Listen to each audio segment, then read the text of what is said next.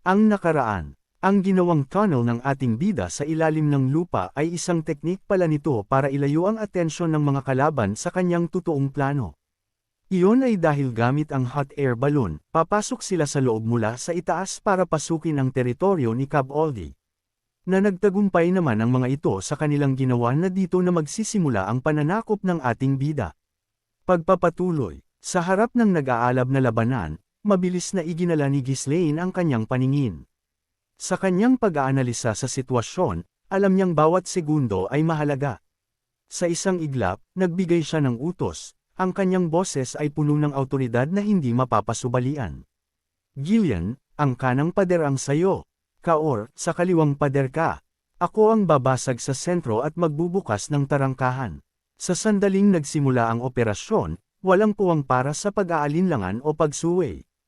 Ang mga utos ay parang batas na dapat sundin, at ang dalawang Fenris Knights ay agad kumilos nang matanggap nila ito. Walang salita, walang tanong. Tanging ang determinasyon ang mababasa sa kanilang mga mata. Boom! Sabay na lumundag si Gillian at Kaur, ang kanilang mga katawan ay puno ng mana. Parang lindol, nayanig ang lupa sa ilalim nila at nag-iwan ng malalim na hukay sa kanilang pinanggalingan. Ang tunog ay nakabibingi, hudyat ng simulan ng kanilang pag-atake. Sumunod sa kanila ang ilang piling kabalyero, mabilis na tumatakbo patungo sa magkabilang pader. Isang mabilis na kumpas ng kamay ang ginawa ni Ghislaine. Ang kanyang mga utos ay sunod-sunod at malinaw, parang isang daloy ng tubig na walang humpay. Belinda, ikaw na ang bahala sa mga salamangkero na pumipigil sa atin mula sa pader. At pati na rin sa mga mamamana. Hindi mo kailangang patayin ang lahat, kundi guluhin mo lang ang kanilang depensa para mawalan sila ng kontrol. Kaya mo ba iyon? Isang figure na nakasuot ng itim na maskara ang sumagot. Ang kanyang boses ay kalmado ngunit puno ng kumpiyansa. Oo naman, dahil sa tulong mo, batang kamahalan, ang aking mana ay lumakas ng husto at kaya ko nang gamitin ang mga teknik na hindi ko magawa noon. Habang nagsasalita si Belinda, ang kanyang figure ay nagsimulang maglaho at parang natunaw sa dilim. Kung saan siya nakatayo, isang bahagyang pagbaluktot sa hangin ang naiwan, na parang isang malabo at transparent na hugis ng tao. Hindi ito isang ordinaryong, invisibility spell. Kung tititigan mo ng mabuti ay maaaring may makita ka, ngunit sa gitna ng gulo at sa kadiliman ng gabi, imposibleng mapansin ito. Kung gayon, ako na ang mauuna. Mag-ingat ka, batang kamahalan. Isang bahagyang alon sa hangin ang naiwan ni Belinda sa kanyang paglisan. Ang teknik na ito ay bumabalot sa kanyang katawan ng mana, na sinasalamin ng liwanag para linlangan ang paningin ng kalaban. Kahit na malaki ang konsumo nito sa mana, ito ay lubhang epektibo sa mga magulong labanan kung saan mahirap tukuyin ang kanyang presensya. Kaya naman, ito ay paboritong teknik ng mga mamamatay tao na assassin na tulad ni Belinda. Nagulat ang mga kabalyerong hindi pamilyar sa teknik na ito nang makita nilang naglaho si Belinda. Subalit, walang oras para sa pagkalito. Ang operasyon na ito ay nakasalalay sa bilis at tamang oras. Boom! Sa muling pagsingit ni Ghislaine pasulong, nagnitngit ang mga natitirang kabalyero at sumugod para sumunod sa kanya. Ang mga tropa ng Cab Aldi, na maingat na sumusulong, ay natigilan nang makita ang mabilis na papalapit na mga umaatake. Anong nangyayari? Kalaban ba sila? Kakampi? Sino sila? Bago pa man maunawaan ang sitwasyon, mabilis na sumugod si Ghislaine na parang kidlat. Sino pa ba? Ang inyong bagong kamahalan, sabi ng ating bida at sabay iwas-iwas ng sandata nito. Ang ulo ng sundalong nasa unahan ay lumipad sa isang mabilis na kilos. Na parang, isang hudyat, ang mga Fenris Knights na sumusunod kay Ghislaine ay nagsimula na ng kanilang pagpatay. Anong nangyayari? Sino ang mga taong ito? Mga kalaban, paano sila nakapasok sa loob ng kastilyo? Ang reconnaissance unit ay agad na napawi.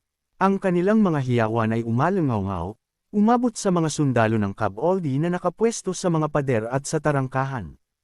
Ang commander ng pader, na nagulat sa biglaang gulo, ay mabilis na lumingon.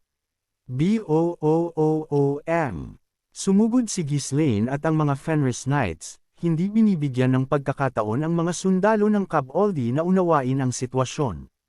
Ang mga tropa ng Cab Aldi, na nahuli sa bitag, ay pinatay ng walang kalaban-laban. Ang mga ordinaryong sundalo ay walang laban sa mga kabalyero na gumagamit ng mga sandatang puno ng mana. Sa biglaang pag-atake ng kalaban mula sa loob ng kastilyo, nagsimulang mabasag ang pormasayo ng mga tropa ng Cabaldi dahil sa takot. Dahil sa pag-atake ng kalaban mula sa labas at mula sa loob, lubos silang nalito. Hindi lang ang mga sundalo ang nagulo, pati na rin ang mga kabalyero ay hindi mapakali.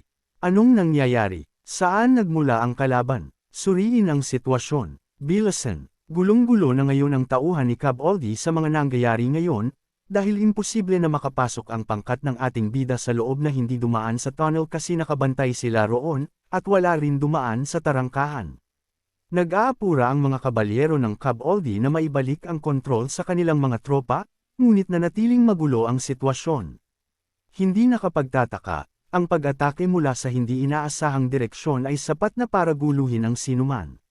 Samantala, patuloy na namamatay ang mga sundalo nang hindi man lang alam ang dahilan. Sa huli, lumingon ang mga kabalyero sa commander ng pader at Master of Arms, Jaemon, para humingi ng gabay. Master of Arms, anong dapat nating gawin? Biglang lumitaw ang kalaban sa loob ng mga pader. Isa itong paglusob. Isang paglusob ng kalaban. Si Jaemon ay tuliro rin. Gulong-gulo siya sa pagkalito, hindi niya maunawaan ang sitwasyon. Bakit? Bakit nandito ang mga kalaban? Paano ang mga tunnel? At paano ang konde? Ipinadala niya ang kanilang mga pangunahing puwersa para bantayan ang estratehiya ng kalaban sa paggawa ng mga tunnel, na inakala niyang ito ang kanilang plano. Maging si Conde Cabaldi, na kumbinsido sa kanilang tagumpay, ay personal na pumunta upang bantayan ang lugar na iyon. Ngunit ngayon, biglang lumitaw ang kalaban sa loob ng kastilyo. Paano? Nabasag ba nila ang lahat ng puwersa na nakapwesto sa mga tunnel? Sa sandaling iyon, isang larawan ng kakaibang bagay na nakita niya kanina ang kumislap sa isip ni Jaemon. Baka, iyong bagay na lumilipad sa kalangitan, ginamit ba iyon ng kalaban? Tila imposible, ngunit wala nang iba pang paliwanag. Ang misteryosong bagay na iyon, na pinagtataka lang nila, ay baka siyang nagdala sa mga kalaban sa loob ng kastilyo. Hindi, imposible iyon. Hindi maaaring magkaroon ng ganoong bagay, isang lumilipad na bagay. Paano magiging? Hindi na talaga nila maintindihan ngayon ang mga nangyayari, dahilan para ang kanilang moral sa pakikipaglaban ay bumaba rin, at ang kanilang mga focus ay nabawasan. Sinubukan niyang unawain ang kahibangan, ngunit lalo lang nag-ulo ang kanyang isip. Samantala, ang mga hiyawa ng kanilang mga kasamahan ay umalingaw sa paligid. Master of Arms, kailangan mong bumalik sa sarili mo. Pakiusap, magbigay ka na ng utos. Sobrang lakas ng kalaban. Ang ating puwersa ay nalalapit ng maubos. Ang mga sigaw ng kanyang mga kabalyero ay nagpabalik kay Jaemon sa realidad. Hindi ito ang oras para pag-isipan kung paano nakapasok ang kalaban sa kastilyo. Bilang commander, tungkulin niyang suriin ang sitwasyon at magbigay ng pinakamahusay na utos. Ngunit para magawa iyon, kailangan niyang maunawaan ang layunin ng kalaban. Dahan-dahan niyang iginala ang kanyang paningin patungo sa puwersa ng Fenris na nakapwesto sa labas ng kastilyo. Kung ikukumpara sa kaguluhan sa loob, isang nakakakilabot na katahimikan ang bumabalot sa labas. Nakakatakot. Sa dilim, ang tahimik na hukbo ay hindi gumagalaw, nakatingin sa kastilyo ng walang sinasabi o ginagawa. Para silang mga halimaw na nag-aabang, handang sumugod at wakasan ang kanilang buhay sa isang iglap. Ang kanilang pakay ay ang tarangkahan ng kastilyo. Noon lang naunawaan ni Jaemon ang estratehiya ng kalaban. Naloko siya ng diversionary tunnel, kaya naman karamihan sa kanyang mga puwersa ay napunta roon. Ang kalaban ay hindi na kailangan ng mga sandata pang pagsalakay. Isang maliit na grupo lamang ang kailangan para makapasok at buksan ang tarangkahan, at ang iba pa ay madaling makakapasok. Kung makapasok ang ganoong kalaking puwersa, huli na ang lahat para sa kanila. Gutom na sila, at bumaba na ang kanilang moral. Ang huli nilang pag-asa ay ang bitag sa paligid ng mga tunnel. Ngunit kung ang hukbo ng kalaban ay makakapasok ng walang malaking kawalan at makapagpormasyon. Wala ng laban, hindi maiiwasan ang pagkatalo. Ito na ba ang katapusan? Isang malamig ang damaloy sa kanyang gulugod. Ang ideya ng paglipad sa ibabaw ng mga linya ng kalaban para makalusot ay hindi man lang sumagi sa kanyang isipan, lalo na ang posibilidad na ito ay magagawa. Ang isipin ng taong lumikha ng ganoong aparato at nag-isip ng ganitong estratehiya ay nagdulot sa kanya ng matinding takot. Ang pagiging malikhain na mag-isip ng taktikang wala sa anumang aklat militar, ang katapangan na sumugal sa paglusob sa puso ng teritoryo ng kalaban, at ang kakayahan na maisigawa ito, maaari bang matalo ng isang tulad niya ang ganoong uri ng tao? Napakabobo ko, sabi nito na inis sa mga nangyayari, dahil walang ni isang katiting na ideya ang pumasok sa kanya na magagawa ito ng ating bida. Sana ay naunawaan niya ng mas maaga ang diversion ng kalaban.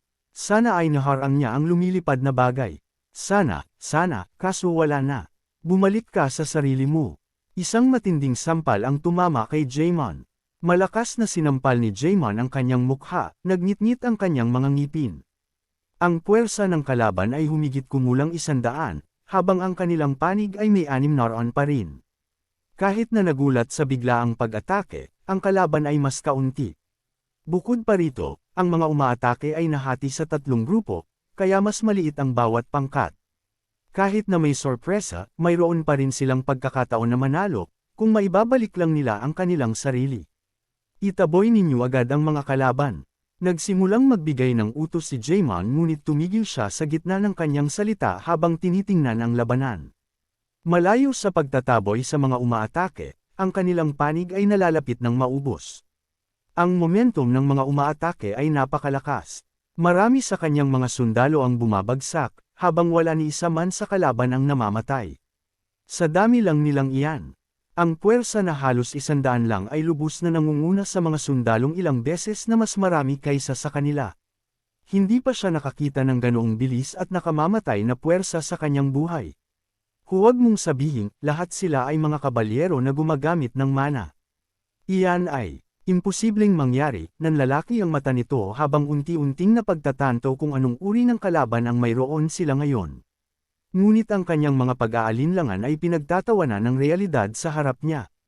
Ang mga sandatang may mana ay nagliliwanag, tumatagos sa dilim habang pinapatay ang kanyang mga puwersa ng may nakamamatay na pangyayari. Nagtatago pala ang Fenris ng ganoong kapangyarihan, mula sa misteryosong lumilipad na aparato sa kalangitan hanggang sa mahigit 100 na kabalyero sa lupa, ang lubos na hindi kapanipaniwala na tanawin ay nagpaikot sa kanyang isipan. Walang paraan para manalo sa sitwasyong ito.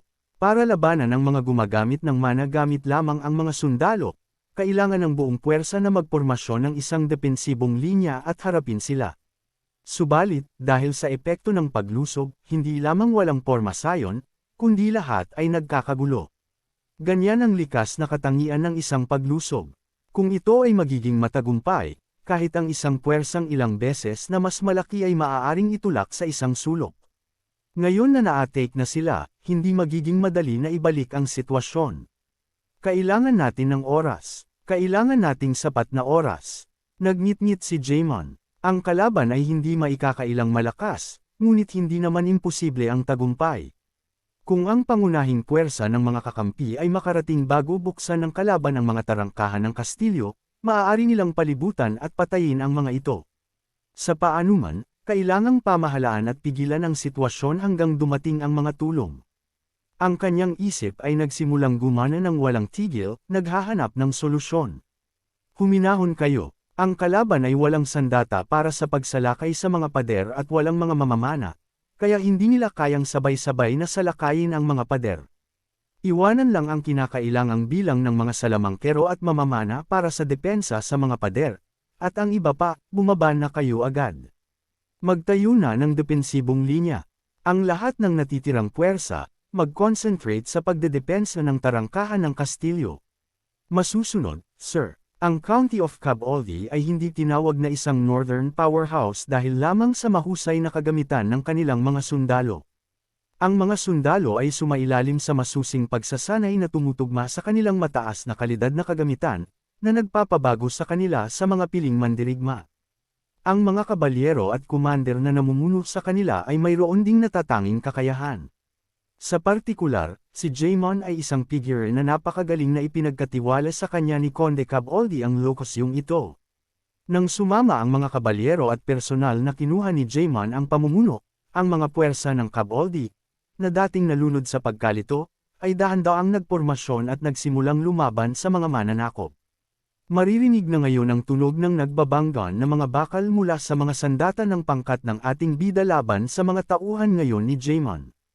Armado ng mga kalasag na bakal at baluti na akma sa rehiyon na kilala sa pinakamahusay na bakal sa Hilaga, nagawa nilang mapatatag ang kanilang porma sayon salamat sa sakripisyo ng mga sundalong namatay sa unahan. Agad na magpadala ng hiling para sa tulong sa kamahalan. Lahat, manatili sa inyong pwesto. Ang pagtitiis ang prioridad, magtiis lang ng kaunti pa, at malapit nang dumating ang mga tulong.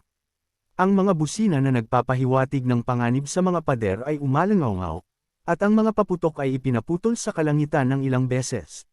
Mula ngayon, ito ay isang karera laban sa oras. Ang labanan ay nakasalalay kung ang mga pader at tarangkahan ng kastilyo ay babagsak sa kalaban o kung ang mga pangunahing puwersa ng mga kakampi ay darating muna. Kahit papaano, kailangan nating pigilan. Bilasan, pakiusap, bilasan ninyo at pumunta na rito.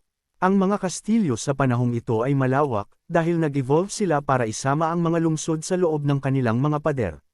Kahit ang pinakamaliit at pinakamahirap na teritoryo ay walang pagpipilian kundi palawakin ang kanilang mga kastilyo, dahil kailangan nilang maghanda hindi lamang sa mga banta ng tao kundi pati na rin sa mga pag-atake mula sa mga halimaw. Si Jaemon ay palaging ipinagmamalaki ang laki ng Caboldi Castle. Gayunpaman, sa sandaling ito, hindi niya maiwasan na murahin ang laki nito.